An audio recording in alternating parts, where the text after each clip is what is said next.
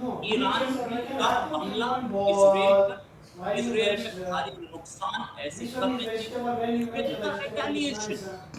क्या चल रहा है ईरान और इसराइल के बीच में, और क्या इसमें ईरान बिल्कुल, मुझे बोला यह जा रहा है कि इसराइल की फोर्सेस ईरान के तेहरान पर, ईरान की राजधानी तेहरान पर अपना झंडा जल्द ही उतार देंगे। क्या सिचुएशन होगी अभी? पिछले तकरीबन कुछ टाइम में हमारे पास जो खबरें हैं वो ये बोल रही है कि ईरान ने बोला कि हम 2000 मिसाइलें मारेंगे इसराइल पर। इनमें नुकसान दिख रहा है। इजरायली डिफेंस फोर्सेस के हेडक्वार्टर पे नुकसान है, तल अवीव में नुकसान है, यरूशलेम में नुकसान है। नुकसान नुकसान ईरान में ऐसा है कि एग्जैक्ट उसी जगह पर हमला जहां आर्मी, नेवी की, एयरफोर्स की रीच सारी एटिंग वाइप आउट कर दी गई, ऐसी खबरें आ रही हैं। क्योंकि अभी वॉर चल रही है और कहीं से खबरों का कंफर्मेशन नहीं है, इसलिए हम बहुत ज़्यादा डिटेल नहीं दे पाएंगे। लेकिन क्या इसराइल ईरान को खत्म कर देगा? बीच में कुवैत पड़ता है, तो बीच में इराक पड़ता है, तो फोर्सेस को, आर्मी को पहुंचने में टाइम लग सकता है। आर्मी को वहां पर एक्चुअल कब्जा करने में बहुत टाइम लगेगा या बहुत मेहनत करनी पड़ेगी। क्या सिचुएशन है, इसी बात करने के लिए सुमेर साहब, सुमेर जी के साथ बहुत बहुत स्वागत है आपका हमारे शो में। क्या ईरान दुनिया के नक्शे से गायब होने जा रोहित भाई, पहली बात ये है, आपको मालूम है कि ये लड़ाई आज की नहीं है। ईरान की इजराइल के साथ बहुत देर से, 1400 सालों से ये लड़ाई चल रही है। जब से ये इस्लाम वैसे तो खतरे में हमेशा रहा है, जब से इस्लाम बना है। अब आते हैं कि अब तक इजराइल और ईरान के बीच में हो क्या रहा था। क्या ईरान नक्शे से खत्म हट जाएगा, उसके ऊपर बाद में आएंगे। पहली बात आपको समझने की बात है कि अभी तक जो रेड लाइन है किसी ने क्रॉस नहीं करी थी। ईरान ने इजराइल के ऊपर अटैक करे, इजराइल ने ईरान के ऊपर अटैक करे, ये होता रहता है। और कभी वर्ड्स में, कभी कोई मिसाइल फेंक दिया, ये चलता रहता है। प्रॉक्सीज के थ्रू लड़ाई हुई है। ये पहली बार है बहुत देर के बाद एक फुल फ्लैश्ड वॉर आपको दिखाई देता है इजराइल और ईरान के ऊपर। ईरान ने पहले भी बोला था कि जिसने मेरे से पंगा लिया मैं उसको खत्म कर दूंगा, बेशक वो अमेरिका था, बेशक वो इजराइल था, लेकिन कर नहीं पाया। हमेशा उन्होंने धमकी दी, लेकिन इस बार दोबारा से उन्होंने बोला है कि मैं फुल एंड फाइनल इजराइल का करके छोड़ूंगा। और इजराइल ने क्या बोला है उसके बदले में कि मेरी लड़ाई ईरान के साथ नहीं है, ईरान की सोच के ऊपर है। और ईरान की सोच ये है कि उसने इजराइल को हमेशा के लिए खत्म करना है। इजराइल बदले में क्या कर रहा है? उन्होंने एक ही काम किया कि जहां जहां पर न्यूक्लियर फैसिलिटीज है उसके ऊपर अटैक किया है। बहुत ही सटीक सिंपल तरीका समझाता हूं आपको। जैसे भारत ने पाकिस्तान से पंगा लिया था, अभी अभी हमने अटैक किया, हमने भी सटीक जिसको बोलते हैं वहीं पर निशाना मारा जहां पर टेररिस्ट लोग बैठे थे, उनको पनाह देने वाले, उनको क्रिएट करने वाले थे, या हमने न्यूक्लियर फैसिलिटीज के ऊपर, उसके ऊपर हमने अटैक किया। सेम चीजें इजराइल ने करी हैं ईरान के अंदर। जो लोग बोलते थे कि भाई हम तो न्यूक्लियर बॉम्ब रहेंगे, हम इजराइल को ख़त्म कर देंगे, इन्होंने उस लोगों को ही ऊपर भेज दिया, प्लस जो न्यूक्लियर फैसिलिटीज़ हैं उसको अटैक किया है। तो इजराइल का कोई भी मकसद नहीं है कि ईरान को ख़त्म करना है, वो ईरानियत को ख़त्म करना है, जैसे हमने पाकिस्तानियत को ख़त्म किया है पाकिस्तान में घुसकर। और ये लड़ाई लंबी है, ये नहीं है कि आज हुआ वहाँ पे फोर्सेस पहुँच जाएंगी। ये एस्केलेशन ऑफ वॉर नहीं है, ये सिर्फ एक डेटरेंट है कि भाई हमने न्यूक्लियर बॉम्ब नहीं बनाने देना ईरान को, ये यहीं तक सीमित रहेगा। ईरान ने भी 2-4 मिसाइल फेंक दिए, और आपने देखा होगा कि इजराइल का जो डोम है जो प्रोटेक्ट करता है अपने कंट्री को, उसने सारे मिसाइल्स को तबाह कर दिया हवा के अंदर, 1-2 को गिरने दे दिया। इसको बोलते हैं मैनेजमेंट के अंदर कि भाई सामने वाले को खुश कर दो, ताकि उसको लगे कि हम भगड़े डाल दिए कि भाई हमने इजराइल पे जाकर घुस के मारा है। दैट्स इट, इजराइल ने होने दिया। और इसके बाद जो वॉर है आपको थमता हुआ दिखाई देगा, ये एस्केलेट नहीं होगा। एक आधा मिसाइल इधर चला गया, उधर चला गया, and that is all which is going to happen. अब बड़े बुद्धिजीवी हैं हमारे भारत के, जिनको वर्ल्ड वॉर 3 पिछले 5-6 साल से, जब से मैंने फॉलो करना शुरू किया है, हर हफ्ते 10 दिन में वो वर्ल्ड वॉर 3 शुरू कर देते हैं। अब दोबारा से उन्होंने बोलना शुरू कर दिया, ओ हो गया जी, हो गया, वर्ल्ड वॉर हो गया। ये 3 मैंने पहले बोला था आपको कि वर्ल्ड वॉर होने वाला है, ये हो गया है।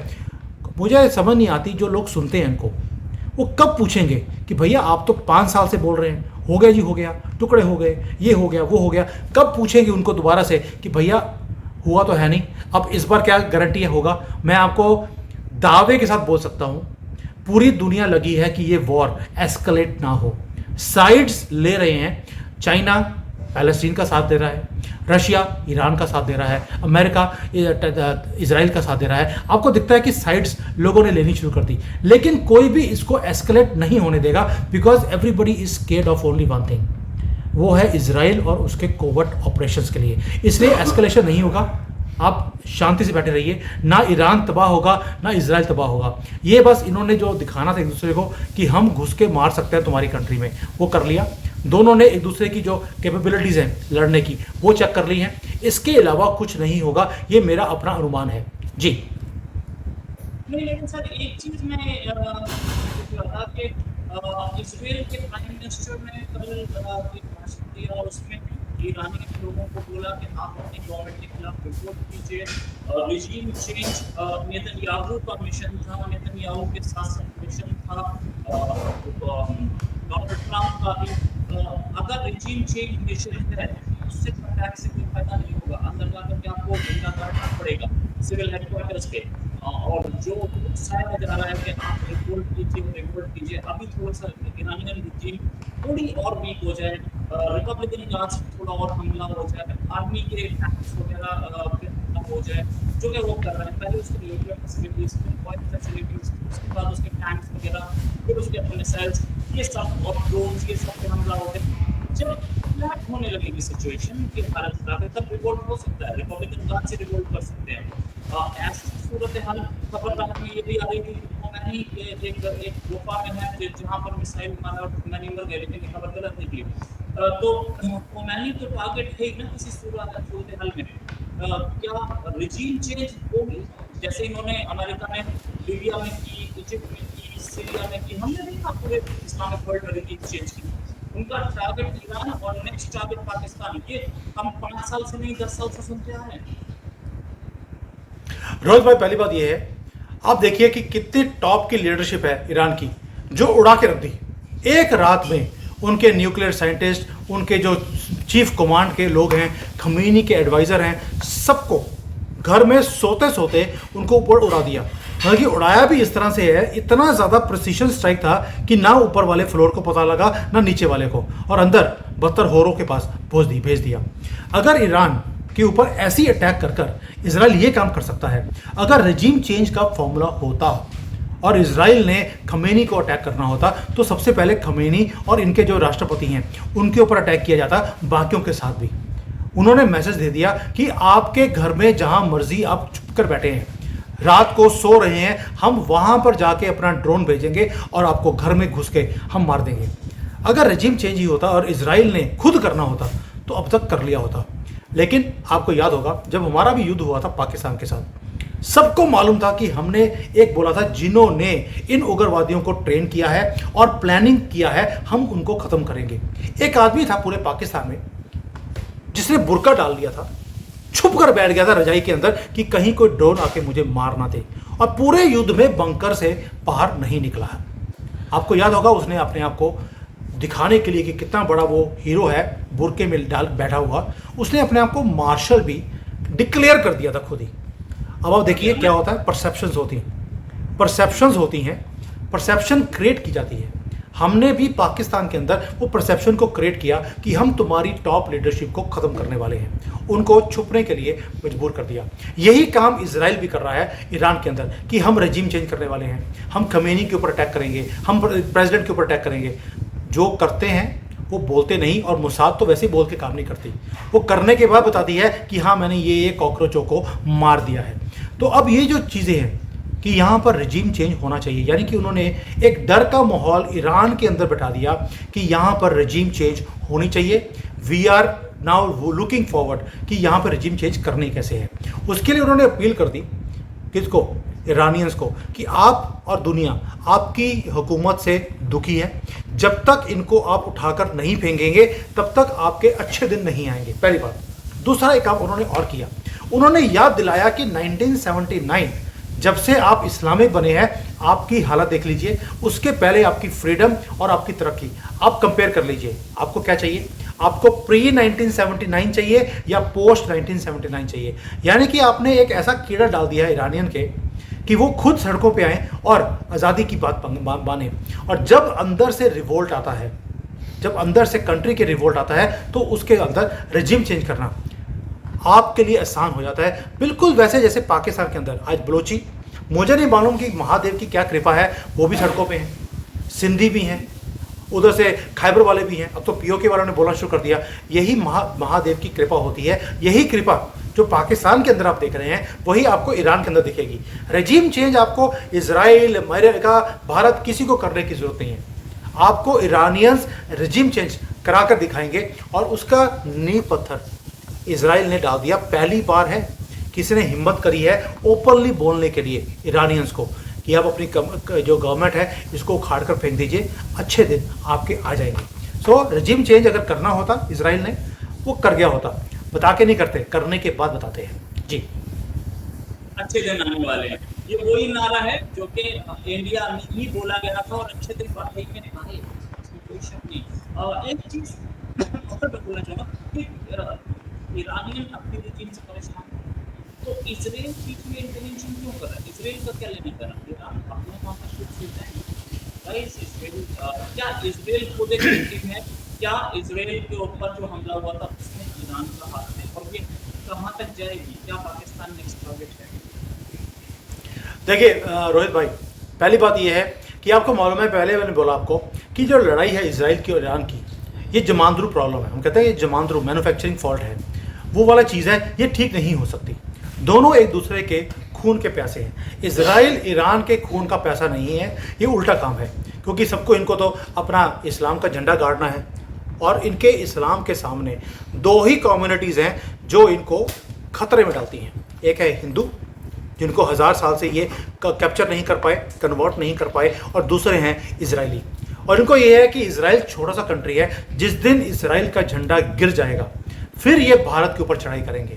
तो इसलिए यूरोप को भी अगर बचाया हुआ है तो इजराइल ने बचाया है इस्लामिक बनने से, और इसलिए ये सारी मुस्लिम कंट्रीज मिलकर इजराइल के ऊपर धावा बोल रही हैं। As far as regime change, मैं पहले बोल रहा हूँ कि जो ये आज ईरान करने की कोशिश कर रहा है, अभी ईरान ने कुछ नहीं किया था, इजराइल ने पहले अटैक किया है। अटैक भी करना ज़रूरी था, उसका रीज़न एक ही था कि जैसे ईरान अपने न्यूक्लियर बॉम्ब्स को बना रहा है, उसका दावा है कि ये न्यूक्लियर बॉम्ब मैं दुनिया में किसी और के लिए नहीं बना रहा, इजराइल को ख़त्म करने के लिए मैं ये बॉम्ब्स बना रहा हूँ, इसलिए ये अटैक करना पड़ा इजराइल को, उसकी मजबूरी थी। नाउ अगर इजराइल है, आपने पहले बोला कि उसको क्या ज़रूरत पड़ी है ईरान के लोगों को बोलने के लिए कि आप रेजिम चेंज कीजिए, ये इजराइल की मजबूरी है। ये आज की नहीं, मैंने पहले बोला ये जमांद्रू प्रॉब्लम है, जन्म से प्रॉब्लम है, जब से इस्लाम खड़ा हुआ है। वो चाहते हैं कि यहूदी, ये जितने ये यूरोपियंस हैं, भारतीय हैं, सनातनी हैं, इन सबको ख़त्म किया जाए ताकि पूरे दुनिया में कूड़े का ढेर बन जाए, जैसे 56 कंट्रीज़ में बना हुआ है। तो आप समझिए ये प्रॉब्लम को सॉल्व करने का एक ही तरीका है कि आप इन्हीं के कंट्री में से, क्योंकि इतने डिविजन्स हैं इनकी कंट्री में, कभी शिया है, कोई सुन्नी है, कोई कुछ और है, इनको लड़ा के रखिए ताकि आपस में लड़ते रहें और हमारी तरफ ये प्रॉब्लम्स को क्रिएट ना करें। तो आप समझिए ये जो इजराइल कर रहा है, it is for their own survival. और दो ही तरीके होते हैं, जैसे भारत कर रहा है आज की डेट में। भाई पाकिस्तान के साथ हमें डायरेक्टली पंगा लेने की जरूरत क्या है, जब वहाँ पे इतने डिविजन्स हैं, उन्हीं को आप बढ़ावा देती रहिए, थोड़े से पैसे दीजिए, ये तो आपके सामने नाचने लग जाएंगे, ये कौम की आदत है। तो वही काम जो भारत पाकिस्तान में करवा रहा है, वही काम इजराइल ईरान में करने की कोशिश कर रहा है। इनको आपस में लड़ाइए और अपना काम निकाल लीजिए ताकि आपको अपना नुकसान ना हो, आपके जो लोग हैं वो मरे नहीं, आपके प्लेन्स कैप्चर नहीं हो, डिस्ट्रॉय नहीं हो, और आप अपने घर में आराम से तसल्ली से बैठे। इनको लड़ने दीजिए, इनके पास लड़ने के लिए मटेरियल बहुत है। सो इनकी जो डिविजन्स हैं, इनकी जो फैक्शंस हैं, उन्हीं को लड़ाने का काम इजराइल कर रहा है, और इसीलिए ये अपील की गई है। Whether they are going to be successful और नॉट, ये वक्त बताएगा। बट अगर इजराइल ने इस रास्ते को पकड़ लिया है, वही रास्ता जो भारत ने पाकिस्तान में पकड़ा है, और भारत की और इजराइल की दोस्ती भी कितनी पक्की है ये भी आपको मालूम है। तो आप समझिए ये सक्सेसफुल होगा, भारत भी सक्सेसफुल होगा इसी पॉलिसी से, और इजराइल भी सक्सेसफुल होगा। This is the calling for survival of their culture, of their civilization, जिसको हम ज्यूज बोलते हैं, और भारत में सनातन को बचाने की सिविलाइजेशन लड़ाई है। ये सिविलाइजेशन लड़ाई है दोस्तों, ये कंट्रीज की लड़ाई नहीं है, और इसलिए ये लड़नी पड़ेगी। 1000 साल से हम लड़ते आ रहे हैं, आगे भी लड़ना पड़ेगा। जी, इंडिया के लिटरल्स आपकी एक फुल साइज फोटो ने इंडियन एयरपोर्ट के बाहर लगाई है, जो आप बोल रहे हो ना, आपके ऊपर टैग लगेगा। आपके ऊपर टैग लगेगा। वैसे एक चीज़ कि सऊदी अरेबिया जो है इसमें इज़राइल को सपोर्ट करता दिखता है, पाकिस्तान भी इज़राइल को सपोर्ट करता दिखता है। ये मुस्लिम उम्मा टूट गई या ये शिया सुन्नी में विवाद है? रोहित भाई, पहली बात ये है, ये कभी भी उम्मा था नहीं, ये उम्मे का गुम्मा तो बहुत पहले बन गया था। और यहाँ पर अब देखिए कि जो पाकिस्तानी हैं वो कभी भी ईरान को सपोर्ट नहीं करते, सऊदी भी सपोर्ट नहीं करते, बिकॉज ये शिया कंट्रीज़ हैं और जो ईरान है वो सुन्नी कंट्री है। अब उसके शिया है, ये सुन्नी है। अब हो क्या रहा है, अब देखिए हमास का जो बड़ा वाला कॉकरोच था, जब वो ईरान में गया उसको वहीं पे मारा गया, क्योंकि हमास के लोग वो सारे थे सुन्नी और ईरान शिया कंट्री है, वहाँ पर चुन के मारा गया, बिकॉज सबसे ज़्यादा वनरेबल जगह यही थी, क्योंकि शिया सुन्नी की लड़ाई थी। ये जो फैक्शंस हैं इसी को यूज़ किया जाता है इंटरनेशनल जो जियोपॉलिटिकल के जो एक्सपर्ट्स हैं, जो रेजिम चेंजेस करवाते हैं, वो इस लड़ाई को यूज़ करते हैं अपने फेवर में। सऊदी अरेबिया ने कल कंडेम किया है, इजराइल को बोला है कि आपने जो अटैक किया है ये अच्छा नहीं किया, लेकिन साथ में मुख के ऊपर उनके मुस्कुराहट भी थी। तो आप समझ सकते हैं, बोलना कुछ और है, समझाना कुछ और है और करना कुछ और है।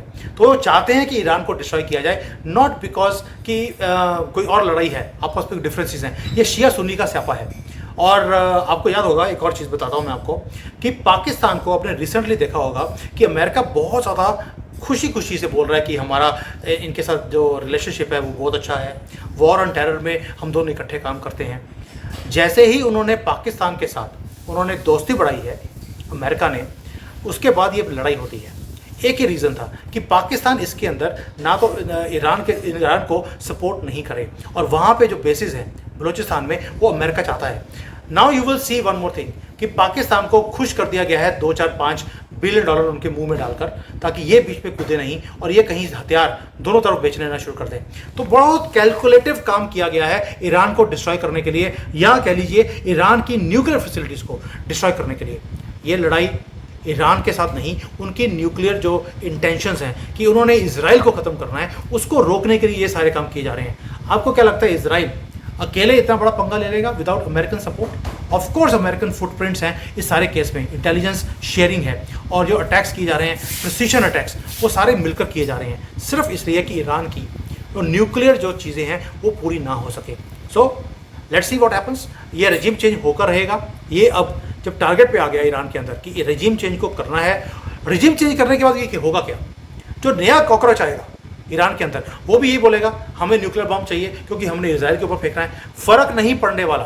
ये पहले बोला सिविलाइजेशनल लड़ाई है, ये आज से नहीं 1000 साल से है, ये अगले 1000 साल भी चलती रहेगी। ना इजराइल खत्म होगा ना ईरान खत्म होगा, बस ये लड़ाई चलती रहेगी, वैसे ही जैसे भारत की इन कॉकरोचों के साथ है। जी बिल्कुल सही। भारत की लड़ाई, और ये बात ज़रूर है कि हम देख रहे हैं आगे आने वाले टाइम में एक जो अमेरिका के खिलाफ या इसराइल के खिलाफ वो खत्म होता दिख रहा है, नेस्ते नाबूद होता दिख रहा है। भले ही ना खत्म, लेकिन वो कंट्री ऐसा हो जाएगा कि वो अब एक चैलेंज नहीं कर जाएगा। बट फॉर खामोश तो बल्कि स्ट्रीट्स ऑफ खामोश को ब्लॉक करने की धमकी दी थी ईरान ने, उस पर भी एक्शन किया गया है। यूएसएस अभी लोकेशन पे उस जगह पे बाकी अमेरिका की जो फोर्सेस हैं उन्होंने ईरान को घेर रखा है। कितने दिन ईरान लड़ पाएगा ये भी देखना है, और चाइना और रशिया दोनों का क्या रोल होगा। दोनों की दोनों कोशिश करेंगे कि ये वॉर लंबी चले। द रीजन भी कि रशिया को भी तो फंसा रखा है यूक्रेन वॉर में 3 साल से, तो रशिया की पूरी कोशिश होगी कि ये वॉर लंबी चले ताकि हर एक का फंसा रहे। हम देखेंगे ये इसका आंसर। रोहित भाई, चाइना का इंटरेस्ट क्या है कि लंबा युद्ध चले। आप प्लीज़ समझिए, मैं चाइना में बैठा हूँ, मुझे मालूम है चाइना सोच क्या रहा है। वो चाहते हैं कि जब यहाँ पर युद्ध होगा, जैसे यहूतीज़ के साथ अभी अमेरिका का युद्ध शुरू हो गया है यमन के अंदर, उधर से यूक्रेन और रशिया के युद्ध में वो फंसा हुआ है, इजराइल और हमास के बीच में भी फंसा हुआ है, इधर ईरान का युद्ध शुरू हो गया। यानी कि आपने अमेरिका को 5-6 जगह पर एंगेज करके रखा है। जितना अमेरिका मिडल ईस्ट में एंगेज रहेगा, यूरोप में एंगेज रहेगा, उतना वो ताइवान की तरफ नहीं देखेगा। जैसे ही ये सेक्टर ये खाली होता है अमेरिकन इंटरफेरेंस से, उतनी जल्दी ये ताइवान को टेक ओवर कर सकते हैं, या यहाँ पर बार बार आंखें दिखाते रहेंगे पूरे एशिया में, ये दिखाने के लिए कि हम डोमिनेंट फैक्टर हैं। जब आपकी किसी बड़े कंट्री की इकोनॉमी डाउन हो रही होती है, आपको अपने यहाँ पर नेशनलिज्म को इंक्रीज करना पड़ता है। जैसे आज की डेट में ट्रंप है, अपने कंट्री में वो मैगा के नाम पर एक नेशनलिज्म को इंक्रीज करवाने की कोशिश कर रहे हैं, क्योंकि अमेरिका डाउन जा रहा है। वही काम चाइना भी अपनी कंट्री में कर रहा है। उसको करने के लिए उसे अमेरिका को एंगेज रखना पड़ेगा। इसलिए आपकी बात बिल्कुल 100% सही है। रशिया डजंट वांट कि वो ये जो वॉर है ये लंबा चले, लेकिन चाइना के इंटरेस्ट में है कि ये वॉर लंबा चले। उसका रीज़न है, एक तो ये कि अमेरिका को एंगेज करना है। दूसरा रीज़न ये है कि आपके जो तेल के प्राइसेस हैं ऑलरेडी 10-15%, 13% ऑलरेडी इंक्रीज हो गए हैं। लेकिन चाइना को, भारत को फ़र्क नहीं पड़ता, क्योंकि हम डिस्काउंटेड रेट पे हम रशिया से तेल ऑलरेडी ले रहे हैं। लंबे कॉन्ट्रैक्ट्स हमने ऑलरेडी करे हुए हैं। तो चाइना का इंटरेस्ट है कि जितना तेल का प्राइस बढ़ेगा, उतनी छोटी छोटी इकोनॉमीज उतनी और ज़्यादा डिपेंडेंट वो चाइना के ऊपर होती रहेंगी। अमेरिका भी ब्लीड करेगा, बाकी वर्ल्ड ब्लीड करेगा। अमेरिका और भारत दोनों पैसे बनाएंगे इसमें से। सो आज की डेट में war is not for dominance, war is now days business and a tool of survival. China अपने आप को सर्वाइव करने के लिए इस युद्ध को लंबा खींचने में इंटरेस्टेड होगा, और ये लंबा करवा सकेंगे ये टाइम बताएगा। रीज़न बीइंग, ना ईरान के पास उतनी कैपेबिलिटी है लंबा युद्ध करने की, ना ही इजराइल के पास है, बिकॉज उनकी फोर्सेस पिछले 2 साल से ऑलरेडी, जब अक्टूबर 7 का काम हुआ था उनके साथ, तब से वो लड़ रहे हैं। They are having lot of fatigue, और उनके पास इतने हथियार नहीं है कि वो ईरान जैसी इतनी बड़ी कंट्री के साथ, इतने छोटा सा कंट्री इजराइल, वो इतने लंबा वॉर वो कर सके। वो गलती नहीं करेंगे जो रशिया ने यूक्रेन के साथ करी। बट चाइना पूरी कोशिश करेगा ये वॉर लंबा चले, to engage America and to make money from discounted तेल। जी, अभी अभी जो खबर आई है उसके हिसाब से 3 ईरान के न्यूक्लियर साइंटिस्ट और मार के गए हैं। ये ईरानियन मीडिया ही बोल रहा है। अभी लेटेस्ट अटैक में इनका नाम है अली बायकी, करीमी और मंसूर अस्करी और सईद बोर्सी। कल रात एक खबर आ रही थी कि ईरान एक न्यूक्लियर टेस्ट कर सकता है, रात में नहीं हुआ, या हुआ तो अभी तक डिक्लेयर नहीं हुआ। हमारे पास कोई ऐसी वो नहीं है, इंफॉर्मेशन नहीं है। लेकिन हाँ, जैसे जैसे न्यूक्लियर साइंटिस्ट मरते जाएंगे, ईरान का न्यूक्लियर टेस्ट और होता जाएगा। देखना ये है कि क्या होता है, क्योंकि अगले 48 घंटे बहुत इंपॉर्टेंट है, वो भी देखे जा सकते हैं ईरान की तरफ से। Thanks a lot Sumit sir for joining. उम्मीद है जल्दी डिस्कशन और करेंगे। ठीक है, नमस्कार, धन्यवाद, जय हिंद। जय हिंद।